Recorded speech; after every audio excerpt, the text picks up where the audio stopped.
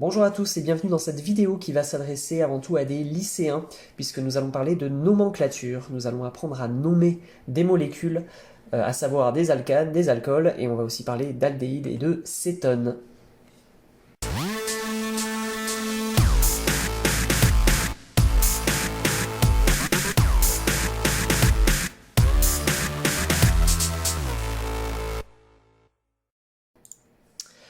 Alors, quelques petits prérequis tout de même. Tout d'abord, les préfixes qu'il va falloir savoir par cœur, là vous n'avez pas le choix, donc de 1 à 10, met, et, prop, but, etc. Donc à savoir avant d'attaquer la nomenclature, puisque ça va constituer la base de tout ce que nous allons faire après. Autre chose à savoir avant d'attaquer, c'est les trois types de représentations. Il faut être assez à l'aise avec ça, donc les représentations développées, pas trop de soucis, on a les atomes de carbone et toutes les liaisons qui sont représentées avec les hydrogènes. La formule semi-développée, ben, c'est un petit peu la même chose, sauf qu'on a regroupé toutes les liaisons hydrogènes en un petit tas là, de manière à gagner un petit peu en lisibilité. Et les formules topologiques, celles-ci sont très intéressantes puisque elles sont très simples à faire et elles disent beaucoup de choses. Je vous rappelle que à chaque bout et à chaque sommet, à chaque coin, se trouve un atome de carbone et on n'a pas représenté, hein, mais il y a bien 3 atomes d'hydrogène à chaque bout et 2 atomes d'hydrogène à chaque carbone qui se trouve dans la molécule. Voilà. Donc si vous savez tout ça, eh bien nous allons pouvoir attaquer avec les alcanes. Alors c'est parti, commençons avec les alcanes. Alors les alcanes, ce sont des composés qui sont constitués d'atomes de carbone et d'hydrogène. Ça s'appelle donc des hydrocarbures. En plus de ça, les alcanes, ils ne sont composés que de liaisons simples entre tous les atomes qu'on puisse trouver. Par exemple, entre deux atomes de carbone, il n'est pas question de trouver une liaison double, comme ça peut être dans le cas d'autres molécules. Ce seront donc simplement des liaisons simples. C'est pour ça que les alcanes constituent un petit peu la base de la chimie organique, donc de la nomenclature, et ils vont nous permettre d'étudier plein de choses déjà. Alors déjà, les alcanes, leur nom finit toujours en ane. Bon, comme ça au moins c'est dit. Par exemple le pentane, le butane. Et si on se souvient de nos préfixes, ben en fait on peut très facilement nommer une molécule, hein, un alcane, à l'aide de ceci et de ceci. Exemple, hop, si je fais une molécule comme ceci, on a 1, 2, 3, 4 atomes de carbone, donc le préfixe ce sera but. Il n'y a pas de ramification pour l'instant, c'est-à-dire qu'on n'a pas encore fait de choses comme ça, c'est simplement une chaîne linéaire, et ce sera donc du butane. 1, 2, 3, 4, but et ane. Si on rajoute un atome de carbone, 1, 2, 3, 4, 5, on sera donc sur du pentane. Facile. Alors petite chose aussi sur les alcanes, ils répondent à une définition un petit peu mathématique. Ils répondent à ceci. Un alcane, c'est donc une molécule qui possède n atomes de carbone, où n est nécessairement un entier et forcément positif. Hein. Donc par exemple ici j'ai pris 3, et le nombre d'hydrogènes, il sera donné par la formule 2n plus 2. Donc n c'était 3 dans notre exemple, donc 2 fois 3, 6, plus 2, 8. Allez, on va complexifier un petit peu nos histoires d'alcanes, et je vais commencer par faire une molécule donc de pentane, 1, 2, 3, 4, 5, avec une petite ramification cette fois-ci. Alors les ramifications, ça va nous exiger de définir des règles spécifiques pour nommer les molécules. La première règle, c'est la règle de numérotation, et pour bien comprendre cette règle et pas se tromper, il faut déjà trouver ce qu'on appelle la chaîne principale. Alors, la chaîne principale, par définition, c'est celle qui contient le plus d'atomes de carbone. Donc là, ici, c'est très simple, c'était notre chaîne de tout à l'heure. On peut aussi la voir ici, hein. Mais dans tous les cas, il y a 5 atomes de carbone. Donc on ne va pas se compliquer la tâche, faisons simple. Ici, une fois qu'on a déterminé notre chaîne principale, il va falloir donner des numéros à chaque atome de carbone. Alors ces numéros, on peut les donner dans deux sens. 1, 2, 3, 4, 5 ou 1, 2, 3, 4 et 5. Alors, ici, il va falloir choisir une numérotation, un ordre, et on ne le fait pas n'importe comment. On regarde la ramification, s'il y en a une, s'il y en a plusieurs, on verra après. Mais déjà, s'il y a une ramification, c'est elle qui va nous donner l'ordre de numérotation. Et cet ordre, il est dicté par la règle suivante. La ramification doit être sur l'indice de position le plus faible. Donc ici, ça va être 2, et pas 4. D'accord? Donc la numérotation, on va garder celle-ci. Quand on a notre numérotation, on a donc une ramification à la position 2. Et on va essayer de se rappeler de nos petits préfixes qu'on connaît normalement par cœur. Alors je vais vous les remettre à l'écran. Et vous voyez ces préfixes, j'ai pas dit méthane, éthane, propane. Tout simplement parce que la terminaison du mot va dépendre de ce dont on parle. Quand on parle des alcanes, effectivement, ça va être méthane, éthane, propane, mais uniquement pour la chaîne principale. Pour tout ce qui est ramification, attention, ce sont des groupes alkyles. Donc, je vais vous l'écrire. Hop. Les groupes alkyles. D'accord? Ces groupes alkyles, ils finissent par -il. Donc méthyle, éthyle, propyle, butyle. Et ça va dépendre du nombre de carbones qui sont présents dans ces ramifications. Donc ici, on a un atome de carbone, donc on va être sur du méthyle. Allez, c'est parti, nous avons tous les éléments pour nommer notre molécule. Donc on va avoir du 2 méthyle, puisque c'est un groupement méthyle que nous avons ici, il n'y a qu'un seul atome de carbone. Alors on oublie le E, quand on écrit méthyle, tout simplement on met un E, par contre quand c'est dans le nom d'une molécule, on oublie le E. 2 méthyle, et on finit par notre chaîne principale, c'est un alcane, donc pentane. 2 méthyle, pentane. Alors, quand on a une ramification, en général, il n'y a pas trop de soucis. Ça peut être du méthyle, de l'éthyle, propyle, etc. Là où ça va se compliquer un petit peu, encore une fois, c'est quand on va avoir plusieurs ramifications. Alors, si elles sont identiques, comme ici, on va avoir, donc toujours la chaîne principale, elle n'a pas changé, on va avoir deux groupes alkyles à deux positions différentes. Dans ce cas-là, on va appeler la molécule 2,3, on donne toutes les positions, tiré diméthylpentane.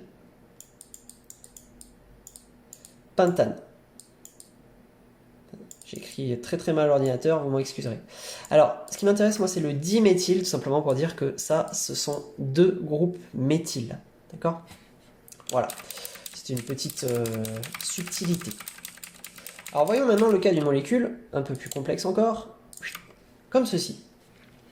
Ici, on a un groupe méthyle, puisqu'il n'y a qu'un atome de carbone, et ici, on a un groupe éthyle, cette fois-ci. Éthyle. Alors, là, ça nous rajoute une contrainte supplémentaire. Est-ce qu'on va d'abord donner les groupements méthyle, ou est-ce qu'on va d'abord donner les groupements éthyle dans le nom de la molécule? Alors là, le Conseil des scientifiques a tranché de manière tout à fait arbitraire. Ils ont donné cette règle-là. On regarde l'ordre alphabétique. Vous êtes obligé de regarder l'ordre alphabétique. Peu importe les positions, ce n'est pas les numéros qui vont faire que c'est avant ou après, c'est simplement l'ordre alphabétique. Donc cette molécule, elle s'appelle 3-éthyle. Ensuite, 2-méthyle. Et on finit toujours à la suite, bien évidemment, par pentane tout attaché. D'accord? 3-éthyle, 2-méthyle, pentane. Alors, attaquons maintenant les alcools. Alors, les alcools, déjà, leur terminaison, ce sera toujours en -ol. Leur définition, eh bien, ce sont des molécules qui présentent un groupe hydroxyle, qu'on note OH, et ce groupe est lié à un atome de carbone qui n'est pas lui-même lié à d'autres groupes différents. Donc, c'est ce genre de molécules-là qu'on appelle des alcools. Alors, comment les nommer, ces alcools? Eh bien, en fait, on va reprendre déjà les règles de nomenclature qu'on a vues avant pour les alcanes. Et cette dénomination des alcanes, on va la compléter en indiquant tout simplement la position du groupement hydroxyle. Exemple, ici, 1, 2, 3. est-ce que la numérotation est bonne? Eh bien non, puisque ici le groupement OH est comme, vous savez, une ramification, on peut considérer ça comme ça. Il va falloir nommer les positions en fonction de ce groupement-là, de manière à ce que ce soit le plus petit possible, donc 1, 2, 3. Et ici on a une numérotation qui est correcte. Attention, petite subtilité quand même, je tiens à le signaler parce qu'il y a des erreurs des fois. La chaîne principale, c'est celle-ci, elle doit forcément contenir le groupement hydroxyle. Je vous montre un exemple un petit peu subtil. On va le faire là par exemple. Hop, hop, OH. Ici, la chaîne principale, si on compte et qu'on se fie à ce qu'on a vu avant, on aurait 1, 2, 3, 4, 5, 6 atomes de carbone. Or, dans le cas d'un alcool, attention, il faut que le carbone qui porte le groupement hydroxyle soit dans la chaîne principale. Donc ça remet un petit peu en question, si vous voulez, la règle de tout à l'heure. On n'aura que 1, 2, 3, 4, 5 atomes de carbone, mais au moins on aura notre groupement OH. Et ici, on aura une ramification éthyle, comme on l'a vu tout à l'heure. D'accord? Donc attention à ça. Bon, sur des molécules simples, on ne se pose pas ce genre de questions généralement, hein, comme ici, mais c'est important de le souligner tout de même. Bon, une fois qu'on a numéroté, qu'on a notre chaîne principale, etc., on va essayer de donner un nom à cette molécule. Alors, on reprend hein, les règles de nomenclature vues précédemment. Imaginons, tiens, ouais, on va rendre ça un peu plus intéressant. On a aussi une ramification ici. Alors, quel serait le nom de cette molécule? Alors, pour la trouver, on fait comme tout à l'heure. Exemple, 2, c'est un groupement méthyle, d'accord? Ça, il n'y a pas de souci. 2-méthyle. On donne le nom de la chaîne carbonée comme si c'était un alcane, un petit peu, si vous voulez. 1, 2, 3, donc propane. Et comme c'est pas la fin du mot, on enlève le E, là, comme d'habitude, puisqu'on va rajouter quelque chose derrière. On va rajouter la position de notre groupement alcool. 1, et on finit par la terminaison ol. D'accord? Je vais refaire ce L qui est absolument affreux. 2-méthylpropane 1-ol. Un autre exemple. Allez, soyons fous. On va prendre le cas où on a une molécule comme ceci, par exemple. Alors, attendez, hop. On va mettre un OH ici. Hop. Voilà. On va faire ceci. On va même rajouter... Voilà. Alors, cette molécule un petit peu bizarre, déjà, où est la chaîne principale? Alors, la chaîne principale, attention, ce n'est pas 1, 2, 3, 4, 5, 6, ce n'est pas celle-là, c'est plutôt 1, 2, 3, 4, 5, 6, 7. Parce que là, non seulement en priorité, on a notre groupe OH, mais on a aussi un maximum d'atomes de carbone. Donc attention, notre chaîne principale, ce sera celle-là. Et on aura un petit groupement éthyle ici. Donc on y va pour le nom. 1, 2, 3. Ici, on va essayer de minimiser la position de celui-là, en fait. D'accord? Donc c'est pour ça qu'on numérote dans ce sens-là et non pas dans ce sens-là, puisque ce groupe alkyle, ici, serait en position 1, 2, 3, 4, 5, et non pas en 3. Ok? Donc 1, 2, 3, 4. Eh bien, on y va. Donc déjà, comme tout à l'heure, on a du 3, c'est méthyle.